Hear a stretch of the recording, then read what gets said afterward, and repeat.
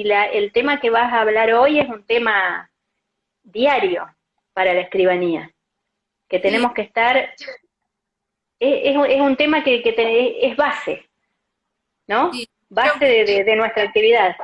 este tema de hoy, en realidad yo lo que busco es darle una vuelta un poco más a lo que ya todos conocemos en materia de capacidad jurídica, porque me interesa el análisis que se da desde el concepto de vulnerabilidad, porque es un concepto que está empezando a crecer cada vez más, lo leemos cada vez más en los fallos, y la verdad que a mí me preocupa en particular cómo está evolucionando el concepto de la vulnerabilidad en relación justamente con el quehacer del ejercicio de la función notarial y el concepto rígido de capacidad jurídica al que todos estamos acostumbrados, el que venimos estudiando hace muchos años, el que estudiamos en la universidad cuando nos recibimos de abogados, el que seguimos estudiando con el Código de Vélez, al que estudiamos con el Código Civil y Comercial de la Nación, con las modificaciones,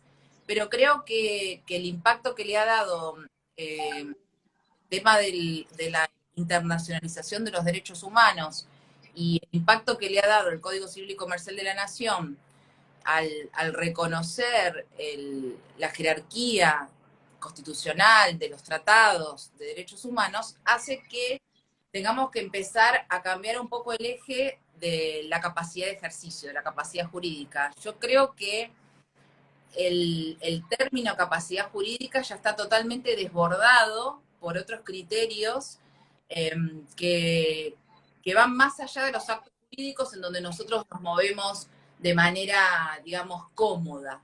Entonces, creo que también esta situación nos interpela y nos pone un poco incómodos. Yo siempre al notario le gusta lo que está encuadrado en una solución. Es A o es B, ¿no? El binarismo del código de Vélez. O es capaz o es incapaz.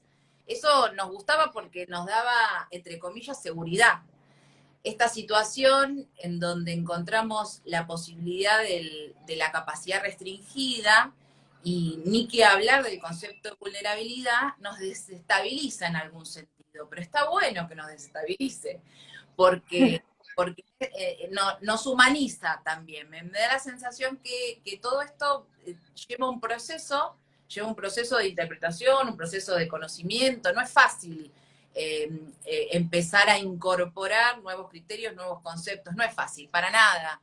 Hoy, 2021, No, ya vamos a cumplir de la sanción del Código Civil y Comercial de la Nación, y todavía escuchamos colegas que se dirigen con terminología, que es terminología que ya no tenemos que usar porque nosotros tenemos que ajustarnos a la terminología que corresponde según lo que está establecido tanto en el Código de Fondo como en los tratados internacionales. Así que me parece que es un tema muy, muy interesante. Eh, sí, yo quiero hablar entonces de tres aspectos básicos en este pequeño encuentro, que obviamente van a ser como, yo lo que pretendo es que sea un disparador para la profundización de los temas y para el análisis de estos temas. Obviamente nosotros tenemos en miras una jornada iberoamericana que va a hablar sobre este tema. También tenemos en mira la jornada notarial bonaerense, en donde uno de los temas es justamente capacidad y vulnerabilidad. Y desde el Colegio de Escribanos de Provincia de Buenos Aires estamos desarrollando también un programa de capacitación, un seminario sobre capacidad y vulnerabilidad. Entonces me parece que es importante que empecemos a estudiar estos temas. Yo les decía que quería hablar sobre tres ejes fundamentales y uno tiene que ver con digamos, investigar e indagar sobre la tensión que existe hoy en el código de fondo entre la autonomía de la voluntad, tanto desde el punto de vista de los menores, de los niños, niñas y adolescentes, como de las personas con discapacidad. El concepto de autonomía enfrenta el concepto de proteccionismo del Estado, ¿no? O la intervención justificada del Estado, que es lo que se denomina en doctrina paternalismo justificado. Esto en realidad tiene que ver no solo con la intervención del Estado como sujeto Estado, sino también de la intervención de el ordenamiento jurídico en su totalidad. Yo creo que entre los cambios más importantes que se producen justamente desde la reforma del 94 y después con el Código Civil y Comercial de la Nación, tiene que ver, o sea, sin lugar a dudas, es el relacionado con la capacidad de ejercicio, tanto de los niños, niñas y adolescentes, como en el caso de las personas con discapacidad. Sobre todo a partir del reconocimiento de la dignidad humana como principio fundamental de la persona, fundamental del ordenamiento jurídico. Nosotros hoy tenemos establecido en el artículo 51 del Código Civil y Comercial de la Nación el principio de la inviolabilidad de la persona humana y el reconocimiento de la dignidad de la persona. El concepto de dignidad es un concepto muy fuerte. El tema es que filosóficamente no está desarrollado, vinculado tal vez con una corriente religiosa o una corriente de ley natural. Es decir, la dignidad para la corriente religiosa o para la ley natural, para la filosofía y el naturalismo, tiene que ver, sí, con una vinculación religiosa, una vinculación con Dios, con un ser superior. Nosotros hoy en la posmodernidad el concepto de dignidad está atado a un concepto de humanidad como algo, un todopoderoso, ¿no? Como algo absoluto, la humanidad como ese ente al cual todos pertenecemos. Entonces, desde ese concepto absoluto de humanidad se presenta la dignidad humana como algo innato del ser humano, innato de la persona humana. Y el respeto de la dignidad es el respeto de la persona humana. El tema es, yo también me pregunto, bueno, ¿y ahora nos dimos cuenta? Realmente éticamente y moralmente también nos interpela, es decir, ¿por qué nos dimos cuenta ahora recién de toda esta estructura inherente a la persona humana, al respeto, a la autonomía, a dejar ser, a dejar hablar, al oír, al dejar intervenir, al escuchar, al respetar el proyecto de vida? Esto es importantísimo. Nosotros cuando hablamos de la intervención notarial, yo siempre me la represento o en una línea de tiempo o en un ciclo, ¿no?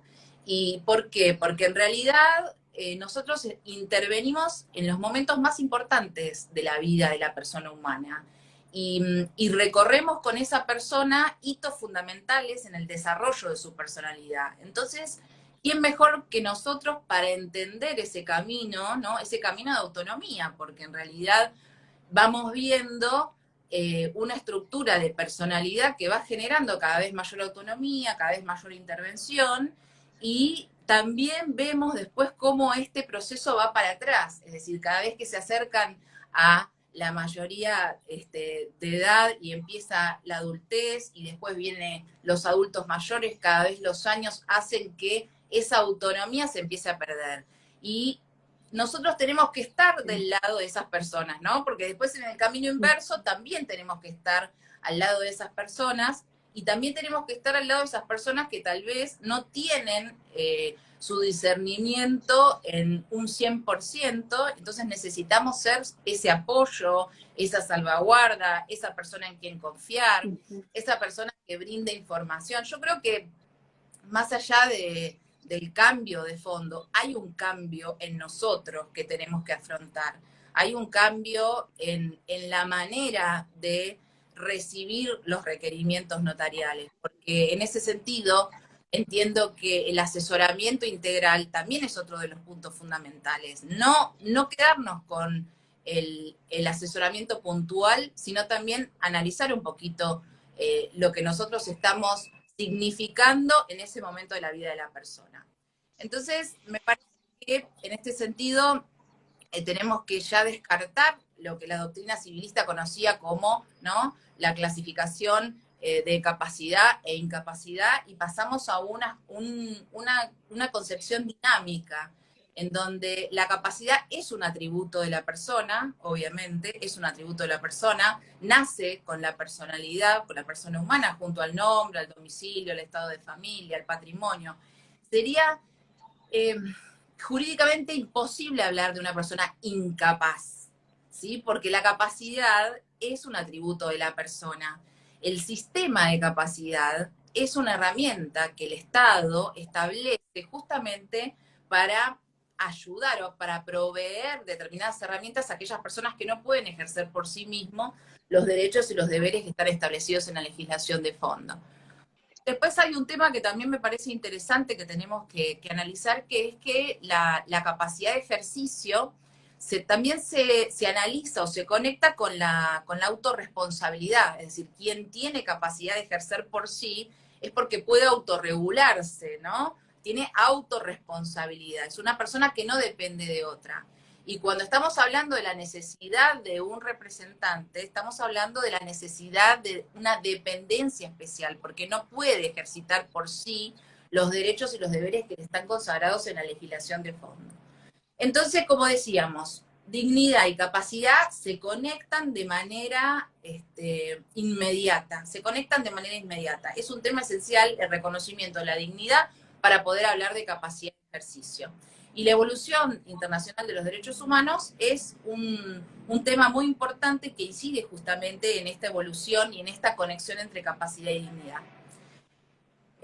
Paradójicamente, con la sanción del Código Civil y Comercial de la Nación, cuando nosotros hablamos, nosotros sabemos que la clasificación que hace el Código de capacidad de derecho y capacidad de ejercicio, lo que antes nosotros hablamos capacidad de hecho, en el artículo 24 lo que se establece es, bueno, ¿quiénes son las personas incapaces de ejercicio? Y ahí ya encontramos la primera contradicción, porque todo lo que vengo hablando resulta que se enfrenta a una terminología que en principio no debería ser la terminología que tendría que usar el código de fondo. Es decir, no debería el código establecer una categoría de personas que sean incapaces de ejercicio. En realidad las personas capaces, solo que existen determinadas circunstancias en donde su capacidad se encuentra restringida, en donde exactamente, en donde tiene limitaciones para ejercer por sí misma los derechos. Pero sería jurídicamente erróneo o equivocado hablar de una persona incapaz de ejercicio. ¿Se entiende? Digamos, moralmente, es una contradicción la interpretación de los derechos humanos desde el punto de vista del derecho internacional y hablar de una persona incapaz de ejercer sus derechos. Siempre existe alguna posibilidad de autorregularse, de intervenir en los actos personalísimos, el derecho a la vida, a la libertad, ¿se entiende? Es una concepción que va un poquito más allá de lo que nosotros veníamos ya internalizando a través de los años en nuestros estudios del derecho. Fíjense que en materia de infancia, en materia de menores, nosotros tenemos la Convención de los Derechos del Niño, que es una convención del año 1989.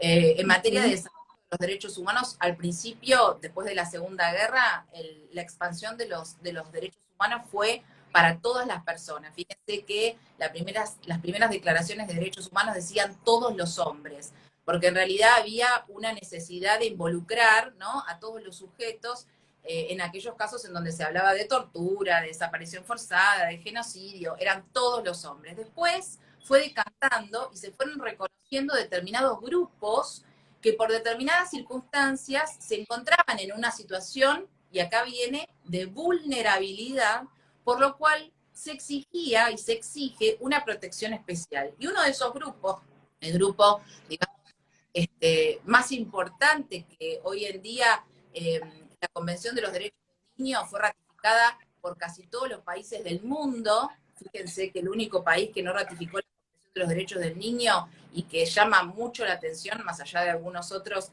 que, bueno, justamente tienen que ver con su idiosincrasia y con su forma de política, pero es Estados Unidos. Estados Unidos no ha ratificado todavía la Convención de los Derechos del Niño, es una situación muy compleja que representa a nivel internacional.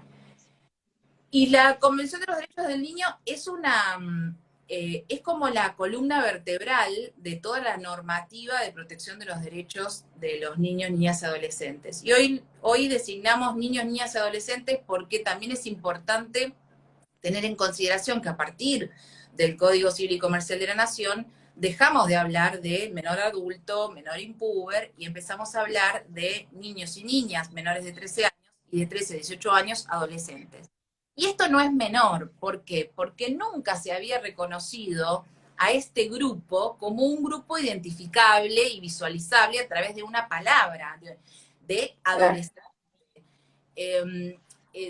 Identificarlo al adolescente es darle también su lugar y darle su autonomía. Y en virtud del principio de autonomía progresiva que está consagrado en el Código de Fondo y en la Convención de los Derechos del Niño, también se le empieza a dar determinadas aptitudes, determinada autonomía, en virtud de lo que el Código de Fondo llama la edad y el grado de madurez suficiente. Entonces acá se nos entrelaza otro concepto que es el concepto de autonomía progresiva, es decir, que el niño o el adolescente va a tener esa capacidad de ejercicio en una etapa evolutiva, no tiene que ver con una edad específica, es decir, ya no hablamos más de todos los niños y adolescentes entre 0 y 18 años, sino que analizamos las aptitudes personales de cada uno en este periodo, que es un periodo de crecimiento y de desarrollo de esas aptitudes. Pero fíjense que, por eso yo hablaba al principio de la tensión entre autonomía y proteccionismo o intervencionismo del Estado, que sin embargo, aunque nosotros le demos algunas herramientas de autorregulación en materia de capacidad jurídica, siempre van a requerir la contención familiar. Y eso es lo que a veces se critica este Código Civil y Comercial de la Nación, cuando, por ejemplo, en materia de competencia bioética del menor, artículo 26, competencia bioética del menor, se establece que el menor de 16 años, es cumple 16 años, con relación a los actos con su propio cuerpo, es considerado como un adulto. Es considerado como un adulto para las decisiones atinentes sobre su propio cuerpo. Y esto para algunos autores implica que tal vez en los casos en donde más necesite la contención familiar, se establece una autonomía demasiado fuerte, porque justamente en las cuestiones de internaciones o cuestiones médicas o en cuestiones en donde en donde el sujeto es más vulnerable, y ahí empezamos, ¿no? El sujeto es más vulnerable, y ahí tenemos que tener en consideración que esta característica de vulnerabilidad puede tener mayor o menor grado también, porque el sujeto, independientemente de ser un adolescente, estar dentro de la categoría de los 0 a los 18 años, ser un adolescente que en virtud del artículo 26 se le da una autonomía progresiva y mayor, también es un sujeto vulnerable. Entonces, al ser un sujeto vulnerable, nosotros también tenemos que tener en consideración esa instancia subjetiva que a esta persona se le da en un caso en particular. Cuando nosotros hablamos de capacidad, ¿no? Capacidad progresiva o autonomía progresiva, tenemos que ver también con el derecho del niño a ser oído y a intervenir en los actos jurídicos, a prestar determinados actos jurídicos que el Código de Fondo establece. Y el principio del niño a ser oído o el derecho del niño a ser oído es uno de los principios fundamentales de la Convención de los Derechos del Niño. Hay dos principios fundamentales: el interés superior del niño y el derecho del niño a ser oído. Nosotros vemos que en la Convención de los Derechos de Personas con Discapacidad no existe un interés superior de las personas con discapacidad, y sin embargo debería existir un interés superior de las personas con discapacidad. Pero en realidad esto puede ser suplantado por una interpretación mayor, universal, que es la perspectiva pro persona o la perspectiva pro homine. Entonces, no me preocupa que la Convención de los Derechos de las Personas con Discapacidad no tenga un principio rector como es el interés superior del niño, porque también se va a regir por el interés superior de esa persona, por la interpretación pro persona o la interpretación pro homine que siempre le tenemos que dar a los tratados internacionales de derechos humanos. Entonces, cuando nosotros hablamos del derecho del niño a ser oído, esto incluye la información que se le dé al niño, porque el derecho del niño a ser oído parece un principio fundamental derivado de la Convención de los Derechos del Niño, pero si no explicamos el contenido, no podemos entenderlo cuando queremos bajarlo a la actuación notarial, ¿no? Tengo que Claro. oír al niño. El adolescente tiene que prestar conformidad. Entonces, ¿qué significa prestar conformidad o respetar el derecho del niño a ser oído? Bueno, en primer lugar, este proceso incluye la información. Y la información tiene que ser una información clara, un lenguaje sencillo. Lo mismo va a aplicar para las personas con discapacidad. Fíjense cómo vamos tomando, ¿no?, los dos grupos vulnerables y tratamos de trazar un camino de similitudes.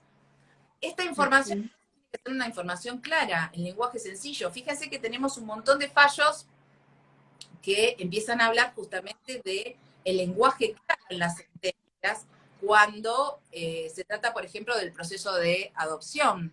En el proceso de adopción es fundamental que la sentencia, porque esa sentencia no solo va a ser leída tal vez ahora por esa persona que tiene X cantidad de años, sino que va a ser leída también más adelante, cuando tenga o ejerza su derecho a conocer los orígenes, su derecho a conocer cómo fue el proceso de adopción. Entonces, en ese momento tiene derecho a conocer todos esos antecedentes en un lenguaje claro, en un lenguaje sencillo. Después que nosotros le dimos la información, tiene derecho a expresar esa opinión de manera informada. Que esa opinión sea tenida en cuenta y en que en determinados casos que establece el código de fondo, esa opinión sea decisiva, ¿no? Esto lo que implica, la verdad, que es una cierta transferencia de responsabilidades de los padres a los hijos. Y eso a veces tensiona de nuevo lo que hablamos al principio, la autonomía y el paternalismo justificado, porque a nosotros como progenitores también nos pone en una situación compleja dejar avanzar. Esto es como dejamos avanzar y nosotros retrocedemos, pero dejamos avanzar para que se desarrollen sus autonomías y para que sea un adulto en su momento que tenga aptitudes para desarrollarse 100% en su vida social, en su vida familiar, en su vida profesional. Entonces es dejar avanzar para que después proyecte 100% su personalidad en la adultez. Nosotros vemos que el código establece un criterio mixto, ¿no? Cuando nosotros hablamos en el artículo 24, que dice son personas incapaces de ejercicio, las personas que no tienen edad y grado de madurez suficiente, fíjense que tomamos un criterio mixto, un criterio edad en algunos casos y grado de madurez suficiente en otros casos. ¿Por qué? Porque no todas las personas de 16 años tienen el mismo grado de madurez, no todas las personas de 13 años tienen el mismo grado de madurez. Y fíjense que ahora les traigo un caso práctico para bajar un poco de tanta cosa.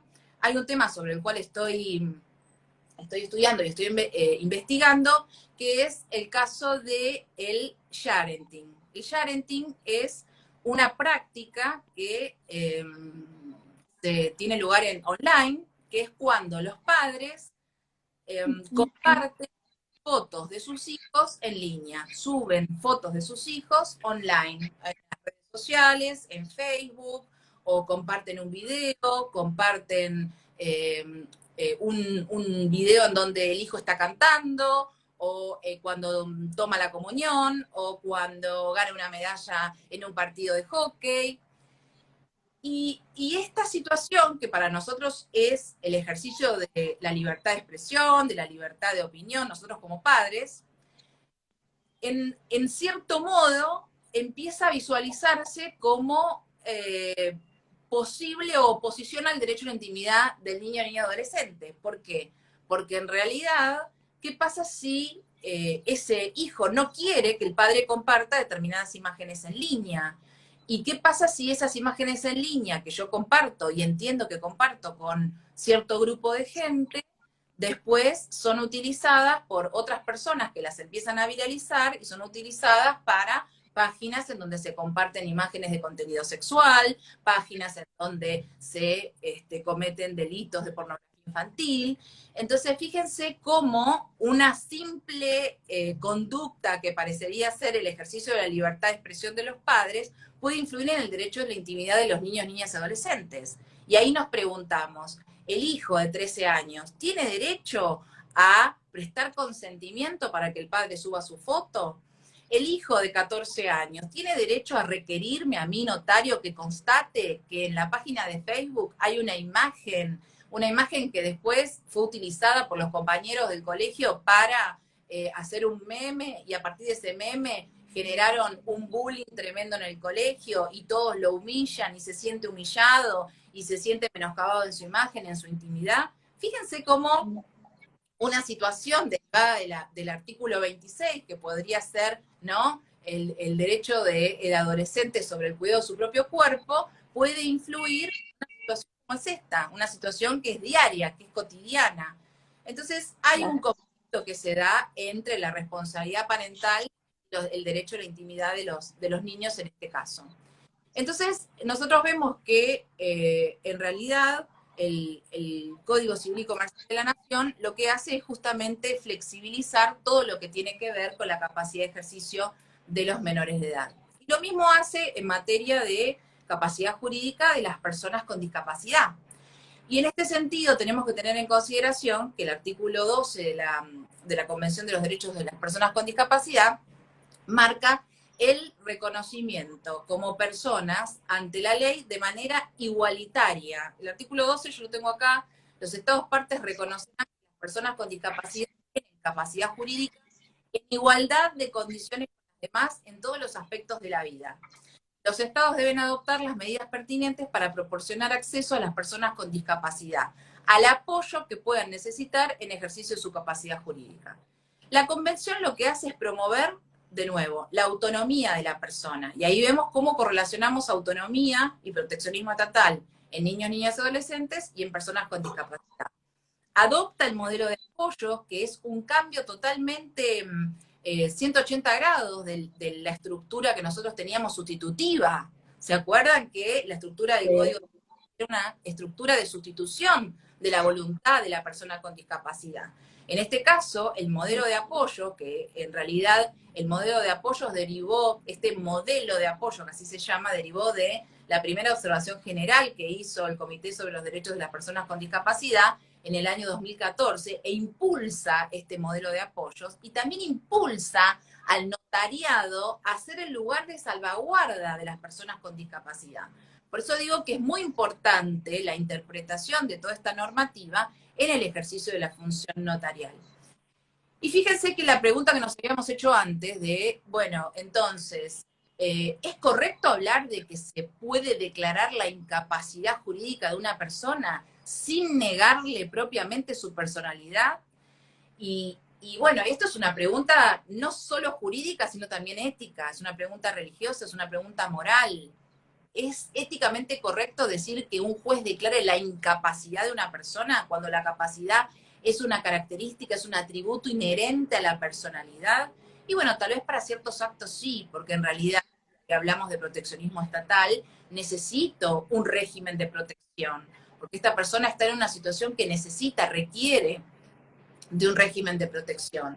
Y fíjense que el artículo 31, muy importante que tengamos en cuenta, que se establece que, obviamente, de hablar de la presunción general de capacidad de todas las personas, establece que la restricción al ejercicio de la capacidad jurídica se rige por las siguientes reglas. Y uno de los puntos es, la capacidad general de ejercicio de las personas humanas se presume, y fíjense lo que dice, aún cuando se encuentre internada en un establecimiento asistencial. Esto es importantísimo, y nos preguntamos, ¿por qué tiene que decirlo? Si esto es obvio que es así, aunque esté en el establecimiento asistencial, la capacidad de ejercicio se presume. Pero en realidad tiene que ver también con una cultura, y esto es estigmatismos, viejismos, preconceptos, etiquetas de personas humanas, lamentablemente, en donde la internación implicaba una situación de sustitución de la voluntad de esa persona, que cambió completamente. Y el artículo 31 lo dice expresamente. No hace falta que lo diga, pero lo dice expresamente. Y fíjense, para sumarle al artículo 31, que la Ley de Salud Mental, la 26657, en el artículo 22, dispone que la persona, aún internada involuntariamente, tiene derecho a designar un abogado. Entonces se presume, aún en esa situación de internación involuntaria, la existencia de un discernimiento necesario para otorgar el acto de apoderamiento. Y en este lo hablo con José María. La importancia de intervenir preventivamente actos de autoprotección en las internaciones en los establecimientos asistenciales. antes de ingresar a un establecimiento asistencial, qué importante es el acto de autoprotección, el momento en donde la persona está sintiendo que sus libertades se acabaron, en donde está sintiendo que lo están sacando de su mundo, de su vida, lo están desterrando de su lugar. Qué importante es que en ese momento sea obligatorio que la persona pueda otorgar un acto de autoprotección. Esto me parece fundamental, fundamental que trabajemos en esa temática. Después el tema que también Pero tenemos... es bueno, Karina, es bueno que por más que no, a nosotros como escribanos en la práctica, es bueno que diga esto el artículo, aun cuando no hace falta que lo diga. Nos da como una tranquilidad extra en el Totalmente, ejercicio, ¿no? En la práctica. totalmente. Y el Sí, problema también radica en que este análisis que nosotros estamos haciendo no es un análisis, no es un debate que tengamos que dar solamente acá. Es un debate que tenemos que dar con todos los operadores jurídicos y con todos, digamos, los sujetos que intervienen en estas situaciones, también con los médicos, con los psicólogos, con la justicia penal, ¿no? Con la justicia penal. ¿Por qué? Porque nosotros hablamos del delito de circunvención de incapaces y nos aterrorizamos porque sabemos las injusticias que se cometen, ¿no? De la mano del delito de circunvención de incapaces. Entonces, ¿cómo tenemos que hablar de este tema? Este tema lo tenemos que hablar entre todos, porque todos tenemos que estar sí, en una sintonía, porque ahora vamos a ver cómo las reglas de Brasilia con relación a la tutela judicial efectiva de las personas en situación de vulnerabilidad se aplica a todos los operadores del derecho. En primer lugar, a la justicia, pero también a nosotros. Entonces, este debate es un debate que tenemos que dar de manera multidisciplinaria. No tenemos que quedarnos, nosotros vamos, digamos, al principio de la locomotora. ¿Por qué? Porque hace muchos años que se viene estudiando este tema y la verdad que el notariado ha sido pionero. Alicia Rasmil, Llorens, la cantidad de artículos que ellos hace años que vienen desarrollando y vienen redactando sobre esta temática. Pero bueno, hay que seguir. sí. Y la escribana Tayana de Brandi. Exactamente, también. Eh, Y lo interesante es ir viendo cómo van cambiando también los criterios, ¿no? Cómo van cambiando de la mano de la ola del reconocimiento de la jerarquía de los tratados internacionales. Eso también nos da herramientas, porque en realidad esto no es un discurso sí. ni político ni ideológico. Y a veces cuando uno habla de estas cuestiones de vulnerabilidad, de lenguaje claro y simple, de tutela judicial efectiva, parece lo quieren llevar por el camino de la ideología o de la política, y en realidad esto es derecho de fondo. Entonces, Sí, si podemos darnos el debate desde el punto de vista del derecho de fondo, va a ser mucho más rico. ¿Sí? Bien. claro, sí, sí. Lo que pasa es que tantos años hemos venido estudiando y formándonos con el código de Vélez que ahora, claro, hay terminología nueva, ya hace bastantes años, ¿no? Porque ya pasaron varios años del nuevo código, pero cuesta y por eso es bueno que lo hablemos y volvamos a hablar y bueno, Sí, y sí, debatamos, como vos decís. totalmente. Debatir, hablar, Sí, eh, sí, sí, sí. sacarnos las dudas, los temores. Es muy importante porque los notarios estamos solos, muy solos, y esto, solos, esto de acto, la responsabilidad recae exclusivamente en nosotros. Entonces, es muy Claro. importante a través de las herramientas que nos da la legislación de fondo. Bien, Sí. y en este camino, entonces, en este camino de capacidad restringida y de incapacidad a la que nos lleva el artículo 32, fíjense que el artículo 32 del Código Civil y Comercial puede dar capacidad para determinados actos a una persona mayor de 3 años que padece una alteración mental permanente o prolongada.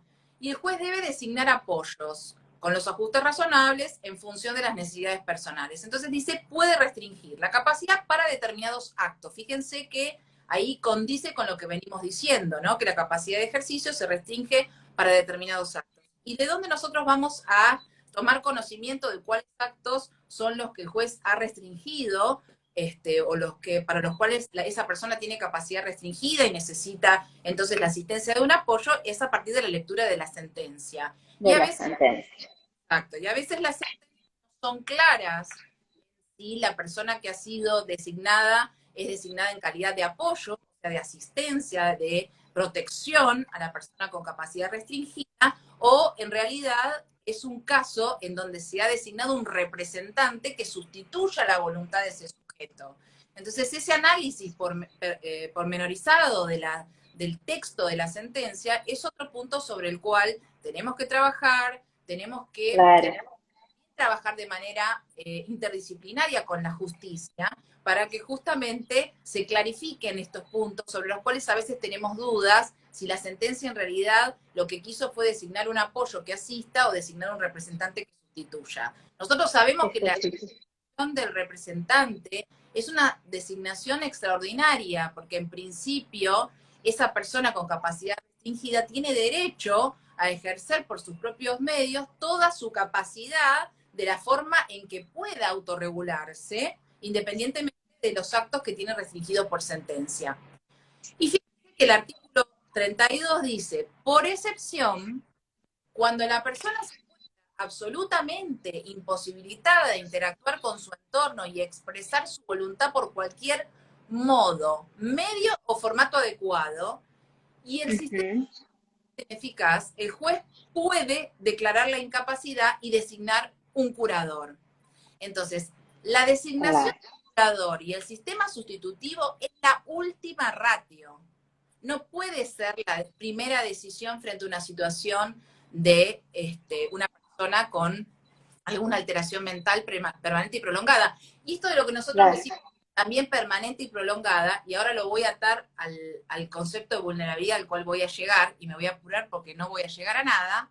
Después tenemos también otro análisis, otro debate que nos tenemos que dar, que tiene que ver con el concepto de discernimiento o la mal llamada capacidad natural. En el derecho español se habla de capacidad natural para, digamos, compararla con la capacidad jurídica. En realidad, cuando se refieren a la capacidad natural, lo que se está hablando es del discernimiento de la persona humana. Es decir, poder discernir lo que es bueno, lo que es malo, lo que es conveniente, lo que es inconveniente.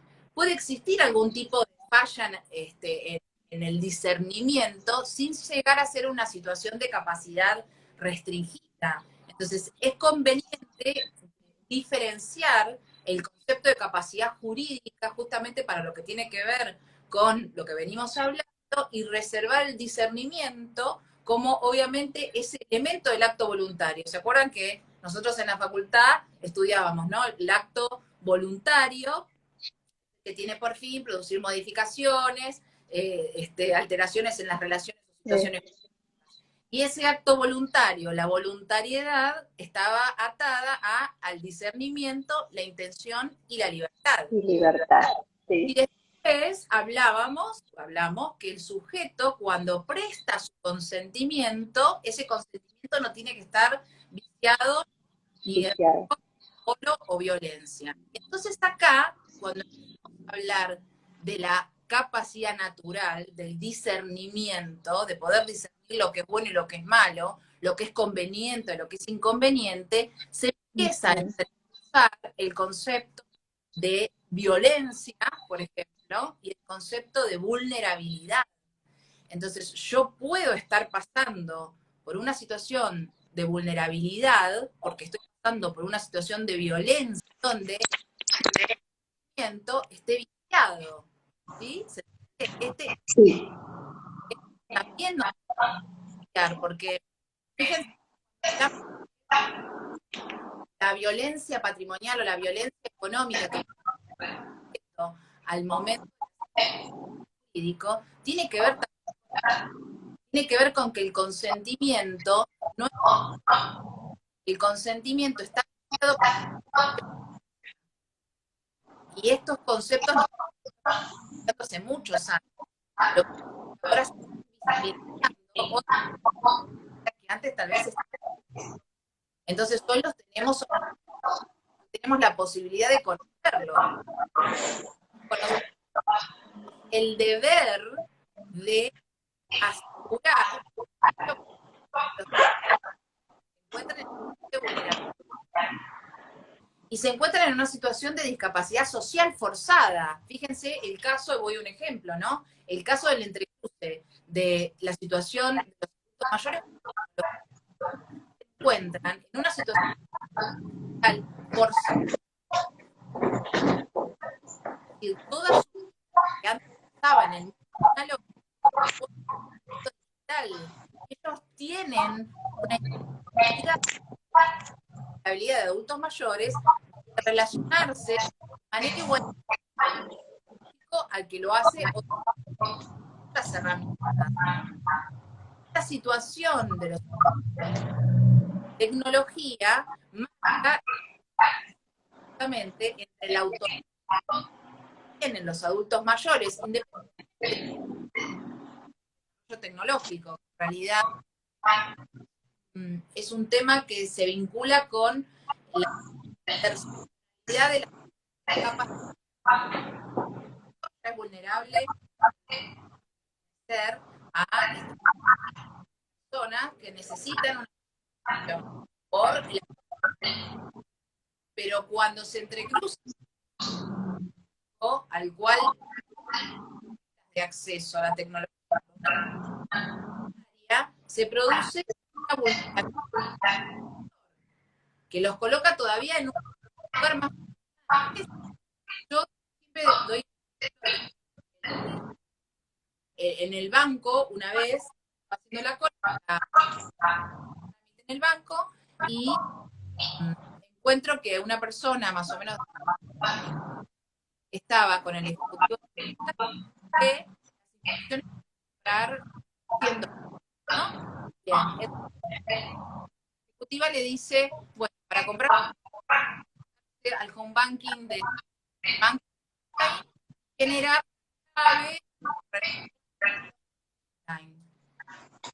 y la persona que estaba, yo no tengo cómo entrar al home banking, tengo estos pesos, quiero comprar dólares. Entonces ahí yo digo, ¿cómo puedo comprar 100 dólares?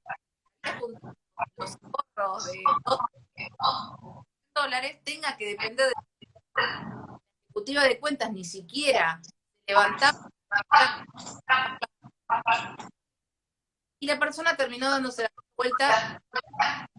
Entonces, esa situación es la que a cómo nosotros podemos intervenir. No, bueno, yo siempre cuento en las clases dos, mucho en eco, no sé por qué, de ahí en tu micrófono. Puede ser acá. Bueno, sí. No, sigo, si no sigo. hablo, Bueno, lo que digo, lo que siempre cuento en las clases son dos situaciones que pasan. Una tenía que ver con más o menos de 35 años, comprar los dólares, que la ejecutiva de cuentas le explicaba el procedimiento, digamos, online, en el home banking del banco para comprar. Y él en realidad decía, yo solo quiero comprar los dólares, para comprarlos, necesito comprar. Y ella decía, no, hay que hacerlo online. Esta situación es la que a uno utiliza, es decir, no puede ser que la tecnología haga crecer una capa más de vulnerabilidad. Son sí. por su imposibilidad de no poder de manera igualitaria a los otros. Y el otro caso que también siempre tiene que ver, voy al banco, yo estaba callada, no hablaba ni una palabra, todo, teníamos que entrar a la casa y la ejecutiva de ¿estás bien? ¿Tenés algún problema? ¿Tu marido, con tu marido todo bien? Estaba analizando, yo no tengo una situación de violencia por la cual yo la seguridad. Esta actuación de una ejecutiva de cuentas fantástica. También nos lleva a nosotros a tenemos que actuar cuando tenemos de un acto jurídico, varias partes. Hay parte que está totalmente cerrada, en el que no le damos lugar para expresar, digamos, tal vez todo lo que tiene oculto y que el lugar que hay que darle a la gente, experiencias previas, se va a dar y se va a entregar audiencia remota, la audiencia, una audiencia virtual, que yo tenga la oportunidad de celebrar desde el punto de vista de forma notarial esta situación, o tengo que curar la audiencia, una audiencia cuando veo que hay una del otro lado de vulnerabilidad, una situación digamos, de desinformación, una situación de la audiencia social, porque la inmediación, cara a cara, persona a desnudar cosas que se encuentran ocultas. Nosotros teniendo tenemos que despligar. ¿Ahora se escucha bien? Sigo mal. No, vos sabés que no, se corta el audio, qué pena, se sigue cortando. No, no, no se escucha. Así que vos, a ver si te entendí bien, que cuando hablabas de la audiencia remota y que en estos casos cuando uno nota que hay una vulnerabilidad en la persona, no hay como la inmediación y el verse cara a cara y esa audiencia presencial para poder determinar el estado en que está en esa persona. Exactamente, exactamente. Eso. Exactamente. Eso es lo que dije, que obviamente la responsabilidad en el desarrollo de la persona es exclusivamente notarial. La duda, Claro. a la de la a la jurídica que va a tocar, entonces audiencia remota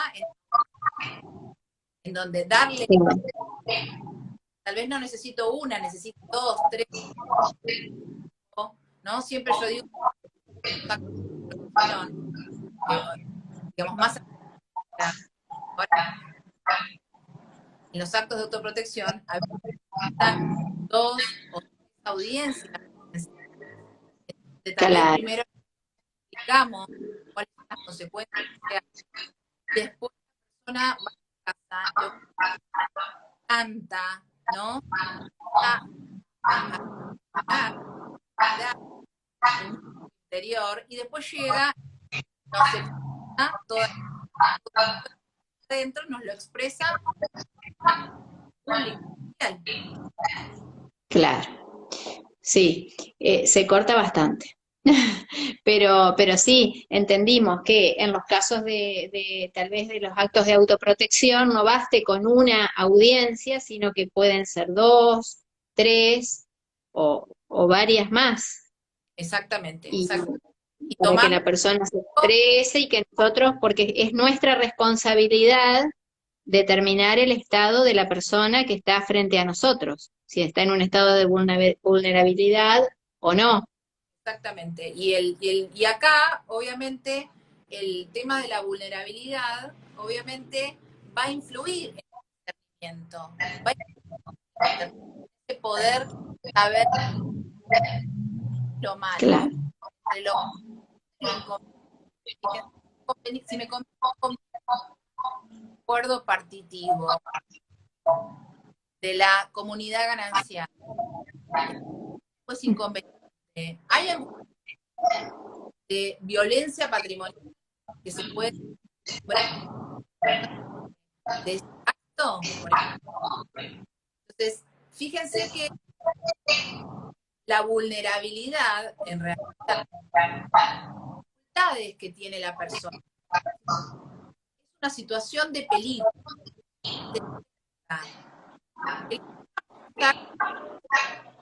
En esa situación de peligro y circunstancialmente puede ser vulnerable.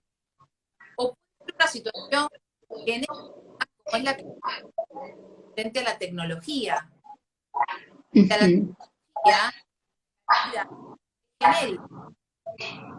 Todas las personas presentan una vulnerabilidad. Sí, sí, sí, sí. Entonces, en ese punto del mundo analógico, del mundo digital, los tenemos que ser el nexo, los traductores. Claro, claro, porque las personas, sí, las personas frente a la tecnología muchas veces son vulnerables, por lo tanto nosotros tenemos que ser un nexo en ese paso del mundo analógico al mundo digital y asistir a las personas. Primero, hay muchas cosas que también tenemos que aprender, porque muchas veces hemos sido nosotros vulnerables. Ese ejemplo del banco, eh, una vez fui a comprar dólares y dice, no, me tiene que traer su inscripción a la UIF. Vaya a la computadora y búsquelo. Y yo no lo podía, o sea, me escribanía, vengo, busco. Y estaba ahí desesperada y no lo podía encontrar. O sea, imagínate por ahí para una persona que está menos habituada a bajar una declaración, a buscar algo en una página, a ir y manejar un cajero, ¿no? Exactamente, bueno, este es el tema sobre en realidad el paso de poder actuar un servicio de protección frente a las personas, el entendimiento, es la interpretación. Por eso digamos, sobreentiende capacitados Sí, ese conocimiento a nuestros requerentes. Hay una incumbencia notarial en esta etapa, que es que nosotros somos digitalizados. Nos piden sí, papel como digitales para que la gente pueda interactuar público, pueda interactuar en los espacios digitales. Es muy importante. sí, Tenemos sí, que sí. vamos como digitalización. Esa digitalización de documentos, asesoramiento aparte. Claro, sí, sí, es verdad, y hemos aprendido mucho en este camino. En un año hemos aprendido muchísimo. Exactamente. Eh, sí, sí. Y, por ejemplo, hoy vinieron unos clientes que tenían que hacer una inscripción en un ente de acá de la provincia y no tenían todos los requisitos. Entonces ingresamos, le digo, vamos a ingresar a la página de este ente, buscamos, bajamos formularios y es verdad, podemos ser el nexo. Exactamente, exactamente. Entonces, bueno, yo no sé cuánto más tengo y si me lleno. Vos, no, tiempo tenés todo el que quieras. El tema es que no se escucha, yo estoy tratando de traducir, de atender y para comentar lo que dijiste, pero veo que, a ver qué dicen, se corta el audio, se escucha mal, se sigue cortando. ¿Cómo evaluar el caso de un comprador o vendedor? Mira, acá hay una pregunta. De un inmueble mayor de edad, ubicado en tiempo y espacio, con leve retraso madurativo. Claro, bueno, y ahí tenemos que tener en consideración que no tiene ningún tipo de recurso a la capacidad. Entonces, viene esa persona y sabe, en ejercicio de derecho de determinación y autonomía,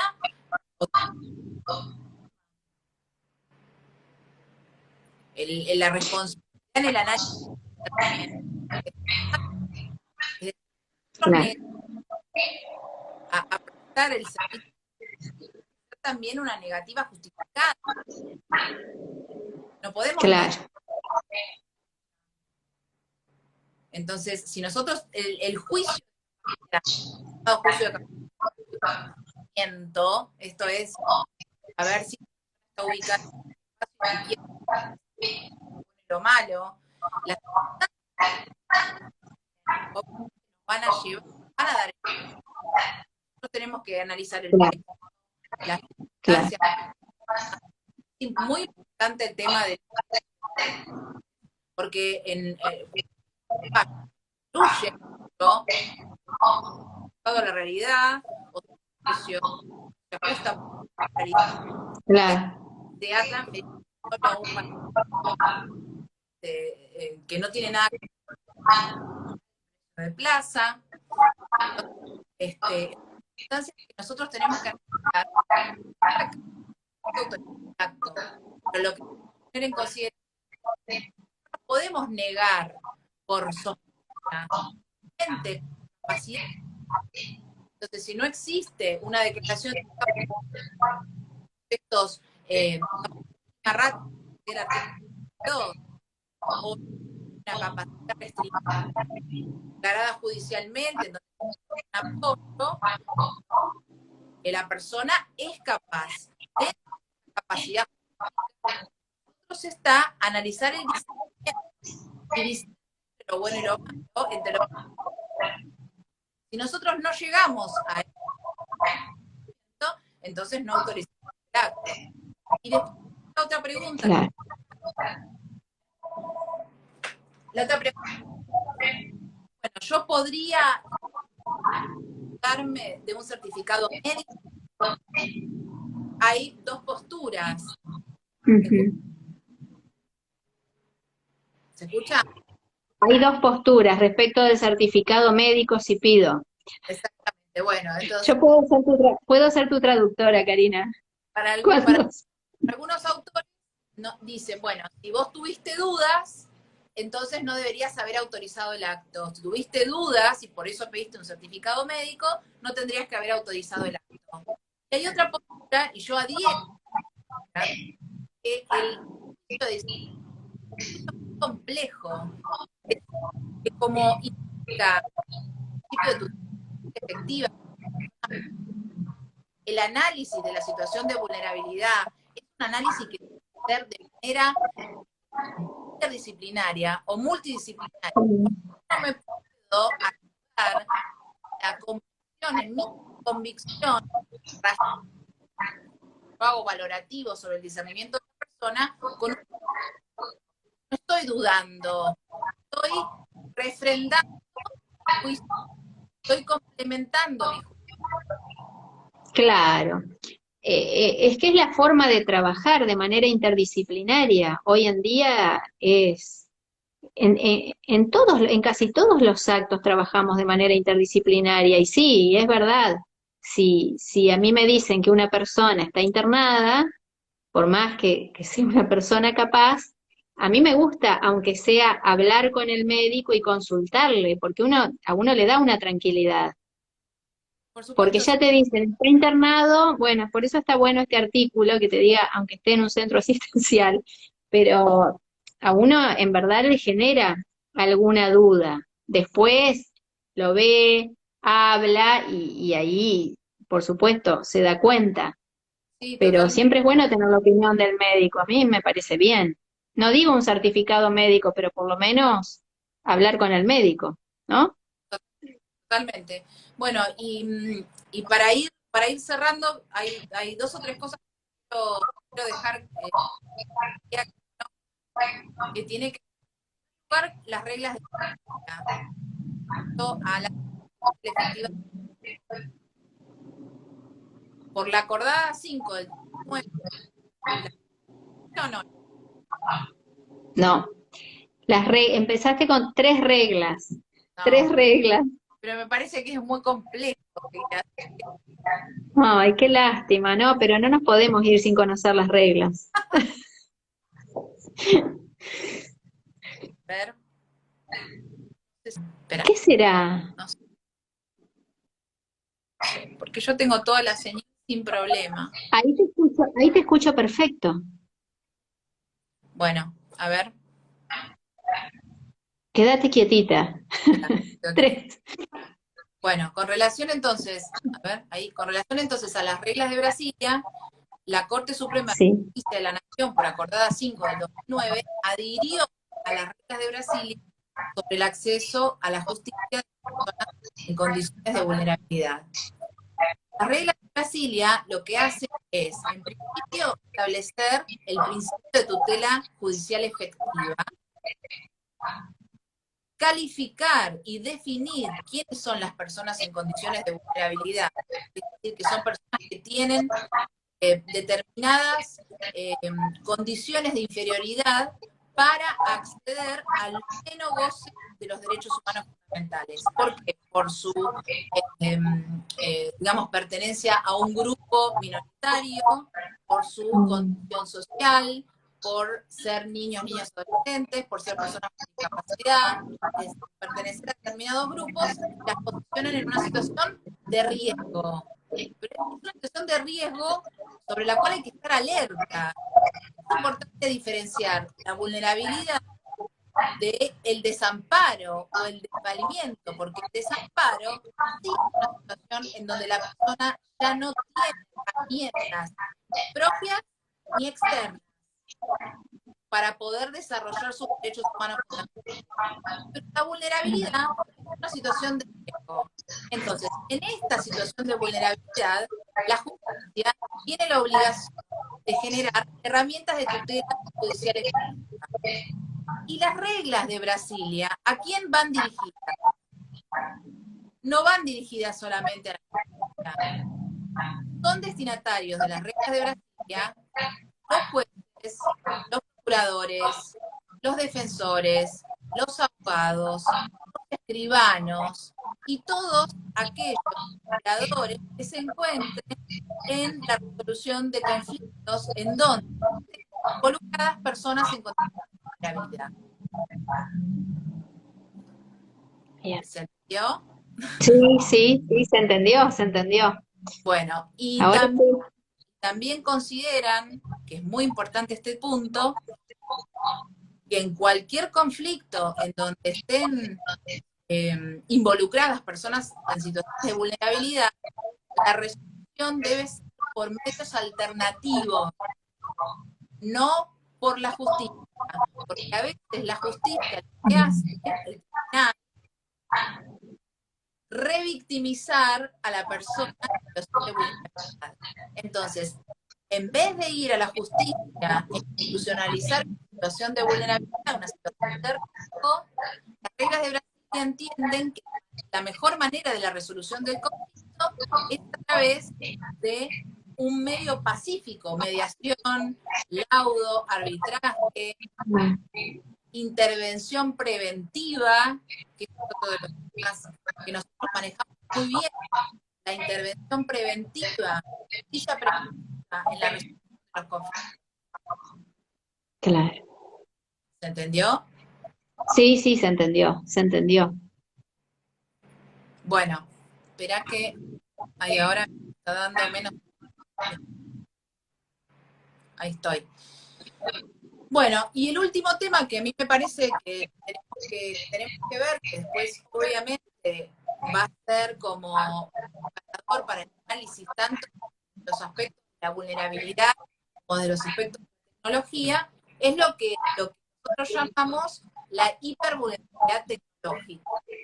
Esta sobreexposición que nosotros tenemos a las pantallas, a los smartphones, a la tecnología, que por un lado tiene un lado bueno, que es la innovación, el tecnológico, pero por otro lado tiene un lado oscuro, digamos, un lado malo, un lado poco humano, que tiene que ver justamente con el nacimiento de una nueva categoría de vulnerabilidad digital, porque la tecnología está moldeando la del siglo XXI. Es una hiperconectividad, es una era de todas nuestras acciones objetivas se desarrollan online.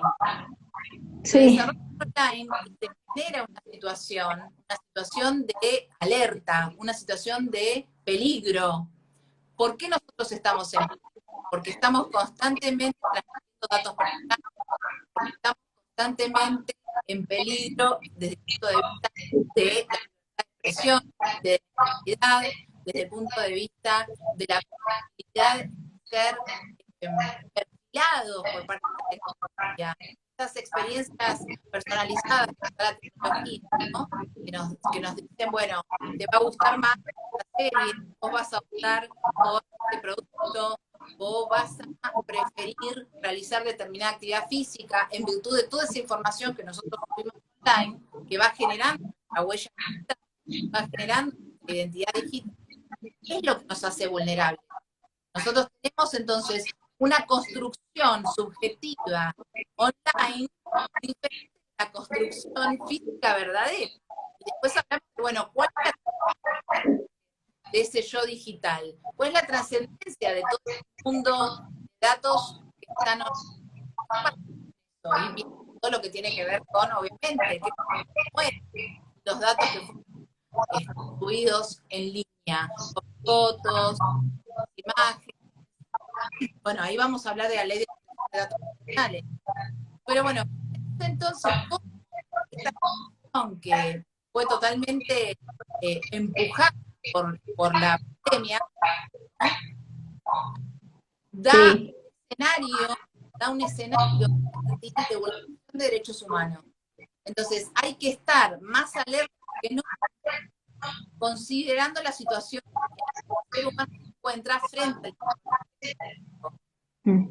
una de los puntos fundamentales de este desarrollo de investigación entre tiene que ver justamente con la capacidad jurídica como concepto de se desborda de autonomía, de vulnerabilidad, la hipervulnerabilidad comercial, hablamos de la situación de hipervulnerabilidad del consumidor, hablamos del niño hipervulnerable, que desarrolla cuando realiza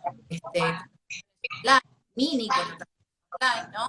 De un juego, y todo lo que puede derivar de esas interacciones, de esas interacciones subjetivas con la tecnología. Tenemos un montón de cuestiones: ciberbullying, grooming, ciberacoso, sexting, parenting, les hablé, ¿no? Compartir fotos online. Y ustedes dicen, bueno, y ahí nosotros como notarios, ¿qué rol tenemos? Tenemos el rol preventivo. Podemos constatar la cuestión de un montón de situaciones violentas a través de las actas de comunicación. Entonces tenemos posibilidad de actuar preventivamente en esta situación que está entre el mundo lógico y el mundo digital. Sí. ¿Se escuchó? Sí, sí, se escuchó, se escuchó. Bien. Y Bueno, fíjense la importancia de estos temas que, por ejemplo, la UNESCO está trabajando también en un documento de inteligencia artificial y de humanos, ¿no? Ética y derechos humanos, que es un instrumento de soft laws, es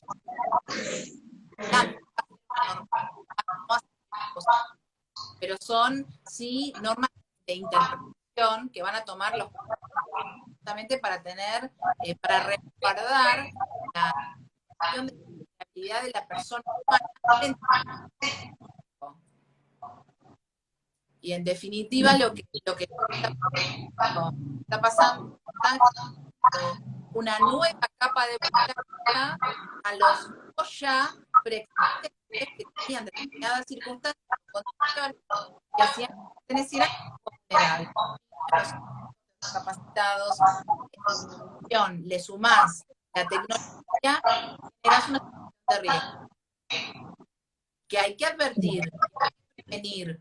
Nosotros tenemos responsabilidad, el daño injusto, la de la víctima, de fondo nos ayuda, la responsabilidad de la tecnología. Entonces, fíjense que estas herramientas nos dan, ¿no? Sobre nosotros tenemos que ver cómo vamos a intervenir, qué podemos dar para justamente evitar el acceso a los grupos vulnerables. Claro. Bueno, mucho para pensar y para trabajar, Sí, ¿no? sí, la verdad que Muchísimo. muchos temas me parecen que son importantes, interesantes. Yo lo eh, Sí, qué porque lástima. sí, pero bueno, yo estoy segura que este tema va a ser tema de nada, se va a poder empezar a investigar, porque muchos años hablando sobre la vulnerabilidad de derechos humanos, pero yo creo que últimamente vimos una explosión, ¿ah? Está bien, que queremos debate, así que vamos a tener mucho que intercambiar opiniones al respecto. Sí, sí, sí.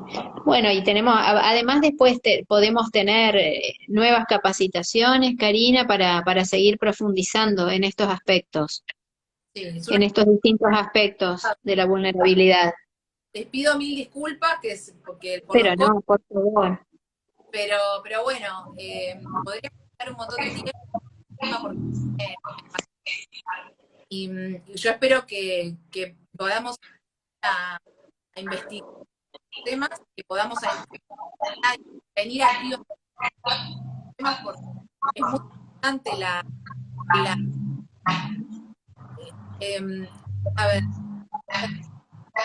la perspectiva importante. Yo se los digo en cursos en donde están abogados y la perspectiva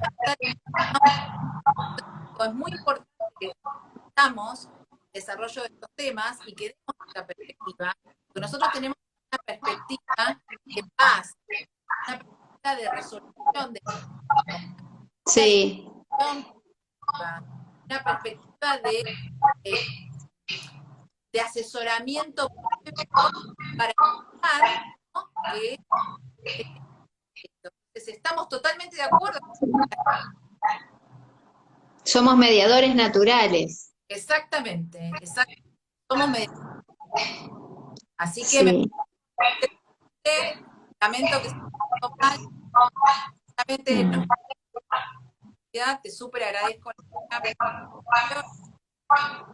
No, como por favor, bueno, cosas y fallas de la tecnología, pero muy interesante como siempre, Karina, sos brillante, así que te agradece, el Consejo Federal te agradece enormemente esta participación y esta capacitación que nos brindaste en esta tarde.